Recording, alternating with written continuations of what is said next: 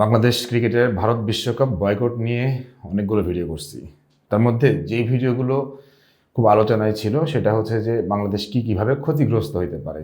আর যে ভিডিওগুলো নিয়ে মানুষ আমাকে খুব বেশি গালাগালাজ করছেন সেটা হচ্ছে যে এই ক্ষতিগ্রস্ত কেন বললাম। দেখেন, একটা জিনিস আপনাকে মনে রাখতে হবে, বিশ্বকাপের সবসময় একটা আলাদা আবেদন থাকে।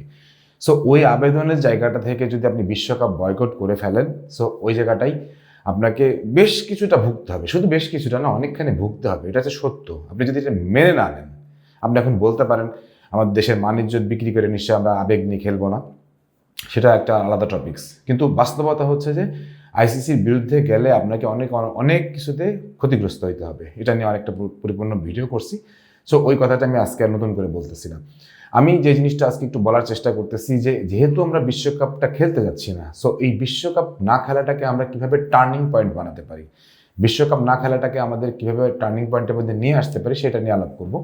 তো এর মধ্যে একটু বলে রাখি যে বিসিবি খুব সুকৌশলে বিশ্বকাপ যখন খেলতে যাচ্ছে না তখন সাকিব আল হাসানের ইস্যুটা এমনভাবে ঢুকিয়ে দিছে যেন আমরা এটা থেকে চোখ ফিরিয়ে সাকিব আল হাসানের ইস্যুতে চলে যাই।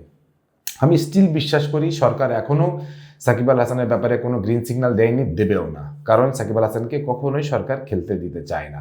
সো ওই জায়গাটা থেকে আমার কাছে মনে হয় যে বিশ্বকাপের এই সিস্টেমটা, মানে বিশ্বকাপের এই যে না খেলাটা সাকিব আল হাসানের ইস্যু দিয়ে একটা ধামাচাপা দেওয়ার চেষ্টা। এখন আমরা যে জিনিসটা নিয়ে একটু আলাপ করবো সেটা হচ্ছে টার্নিং পয়েন্ট। দেখেন, বিশ্বকাপে খেলতে না গেলে আমাদের কি কি টার্নিং পয়েন্ট হতে পারে। প্রথমে যেটা হচ্ছে যে এই সরকার যেভাবে বলছিল যে রিসেট বাটন, আমাদের বাংলাদেশ ক্রিকেটের একটা রিসেট বাটন দরকার হবে। আমরা একটা ফ্রেশ স্টার্ট দিতে চাই। বিশ্বকাপ না খেলার পরে কিন্তু দেখেন আমাদের অনেক র্যাঙ্কিং অবনমন করা হবে, আমাদের খেলতে হবে, বাছাই পর্ব খেলতে হবে, উগান্ডা বা এই টাইপের দলের সাথে খেলে খেলে আমাদেরকে বিশ্বকাপে যেতে হবে। ঠিক আছে, আমরা এগুলো সব মেনে নিচ্ছি, কারণ আমরা জাতি হিসেবে মনে করছি যে আমরা খেলবো না। সো এখন আমাদেরকে নতুন করে শুরু করা ছাড়ার উপায় নেই। যেহেতু নতুন করে শুরু করব, সো ওই জায়গাটা থেকে আমাদেরকে একটা রিসেট বাটন অবশ্যই তৈরি করতে হবে। এবং রিসেট বাটনের মধ্যে আমরা কী কী করবো সেটা হচ্ছে, প্রথমত হচ্ছে যে আমাদের পাইপলাইনে যেসব তরুণ তুর্কি আছে যারা নির্ভয় নির্ডর খেলতে পারবে তাদেরকে আমরা সুযোগ দেব। সেটা হচ্ছে দ্বিপাক্ষিক সিরিজ হতে পারে বা দ্বিপাক্ষিক টুর্নামেন্ট হতে পারে, যেভাবেই হতে পারে সেগুলোতে আমরা তাদেরকে সুযোগ দেবো, বেশি বেশি এক্সপোজার দিব। তারপরে নতুন করে আমাদের ভাবনার সময় আসছে যে আমরা আসলে আমাদের কোচিং প্যানেলে কী কী ধরনের পরিবর্তন আনবো, বা এই যে 6 মাস 8 মাস 1 বছর আমরা যে খেলবো না, এই খেলার মাঝখানে আমরা কী কী টুর্নামেন্ট আয়োজন করতে পারি, ঘরোয়া বা আন্তর্জাতিক কী কী টুর্নামেন্ট আয়োজন করতে পারি, সেটা নিয়ে আমরা আলাপ করতে পারি। তারপরে হচ্ছে যে এই ছেলেগুলোকে আমরা যখন এক্সপোজার দিব, এই ছেলেগুলো এক্সপোজার দেওয়ার জন্য আমাদেরকে কী কী প্রয়োজন হবে, যেমন তাদের ঠিক টেকনিক্যাল ডিরেক্টর প্রয়োজন হবে, তাদের হচ্ছে যে ডেটা অ্যানালিস্ট প্রয়োজন হবে, এবং সব কিছু আন্তর্জাতিক মানের করতে হবে যেন ছেলেপেলেগুলো অন্তত পক্ষে নতুন করে শুরু করতে পারে। হ্যাঁ, আমি সিনিয়রদের বাদ দেওয়ার পক্ষে না, আমি সবসময় বলি সিনিয়ররা আমাদের পথ দেখাচ্ছেন, তারাই অবশ্যই আমাদের সামনে থাকবেন। কিন্তু যখন আমরা নতুনকে এক্সপোজার দিব তখন কিছু সিনিয়রকে অবশ্যই আমাদেরকে মানে ডেফিনেটলি আমাদেরকে ছেড়ে দিতে হবে। সো ওই সাহসী ভূমিকাগুলো আমাদের নিতে হবে। ক্রিকেট বোর্ডের প্রশাসনের যে দুর্নীতিটা আছে ওইটা আমাদেরকে নিয়ে ভাবার সময় আসছে। ক্রিকেট বোর্ডের প্রশাসনের দুর্নীতিটা আমরা এভাবে বলছি, কিন্তু বিষয়টা হচ্ছে যে অনেকেই কিন্তু এভাবে বলার চেষ্টা করছেন ক্রিকেট বোর্ডের লাস্ট 15 বছর যে দুর্নীতি হয় নাই, গত 1 বছরে সে নাকি সেই রকম দুর্নীতি হয়েছে। যদি এইটাই থাকে তাহলে তো আমাদের এই জুলাই গণঅভ্যুত্থানটা আমাদের কাছে খুব ফিকে হয়ে যায়। ওই জায়গাটা থেকে আমাদের এই জিনিসটাও করতে হবে যে ক্রিকেট বোর্ডের প্রশাসনের দুর্নীতিটা আমাদেরকে লাগাম টেনে ধরতে হবে।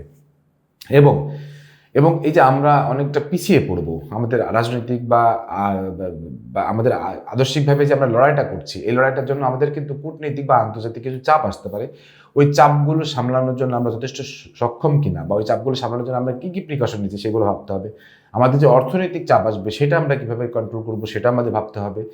ওভারঅল ক্রিকেটে এখন একটা রিসেট বাটন দরকার এই মুহূর্তে হবে, কারণ হচ্ছে যে এটাই বাংলাদেশের টার্নিং পয়েন্ট। নিজেদের এই জেদটা, নিজেদের এই আমরা যে দেশ হিসাবে মনে করছি যে একাত্ম, সেই একাত্মতাটা প্রমাণ করতে হবে। কিন্তু দিন শেষে আমি একটা কথা বারবার বলি, বিশ্বকাপ ক্রিকেট বয়কট করা কখনোই কোনো যৌক্তিক সমাধান ছিল না। পৃথিবীর দেশ এই একমাত্র দেশ বাংলাদেশ যারা টোটাল বিশ্বকাপ বয়কট করছে।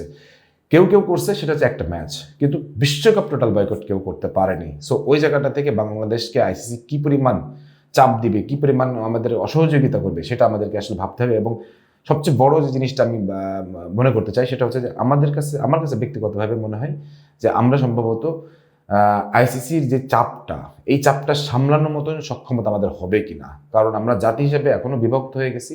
একটা পক্ষ মনে করছে বিশ্বকাপ ক্রিকেট খেলা উচিত ছিল, একটা পক্ষ মনে করছে দরকার নাই, বাণিজ্য বিক্রি করে খেলা দরকার নেই। কিন্তু আমি একটা সহজ ভাষায় বুঝি, শুধু মুস্তাফিজের ইস্যুটাকে কেন্দ্র করে যে বাণিজ্যতে যে সমস্যাটা তৈরি হয়ে গেল, যে সিকিউরিটি কনসার্নটা তৈরি হয়ে গেল, এগুলো আরেকটু কূটনীতিকভাবে বা আরেকটু রাজনৈতিকভাবে মোকাবেলা করলে আমার মনে হয় এটা সমাধান করা যেত। স্টিল টাইম শেষ, স্টিল আমার মনে হয় যে এটা করা যেত। আমাদের বিশ্বকাপ ক্রিকেটে যাওয়া উচিত ছিল, এটা সত্য কথা। এখানে অনেকে অখুশি হবেন, অনেকে দালাল বলবেন, বলতে পারেন ভাই, কিন্তু ছিল।